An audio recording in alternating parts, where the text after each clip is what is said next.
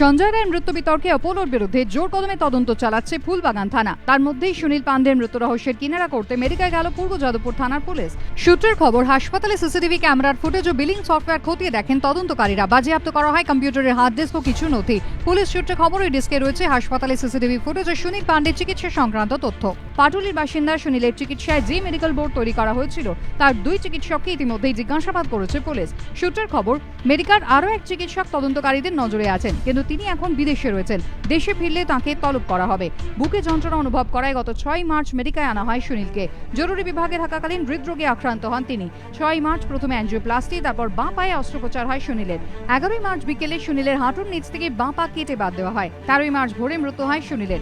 হৃদরোগের চিকিৎসায় কেন পা বাদ দেওয়া হলো, কেন সেই পা ময়নাতদন্তের জন্য সংরক্ষণ করা হলো না, তা নিয়ে বারবার প্রশ্ন তুলেছে পরিবার। সূত্রের খবর, সুনীলের বুকে একটি কাটা দাগ নিয়েও দ্বন্দ্ব তৈরি হয়েছে ময়নাতদন্তকারী চিকিৎসকদের মনে। যে দাগের কথা শুনে সুনীলের পরিবারও বিস্ময় প্রকাশ করেছে। শুক্রবার বাড়ি গিয়ে মৃতের স্ত্রীর বয়ান রেকর্ড করে পুলিশ। সূত্রের খবর, স্বাস্থ্য দপ্তরে একটি চিঠি দিয়েছে পুলিশ। বলা হয়েছে, তদন্তে এখনো পর্যন্ত যা তথ্য উঠে এসেছে সেগুলি পুলিশ স্বাস্থ্য দপ্তরের হাতে তুলে দিতে চায়।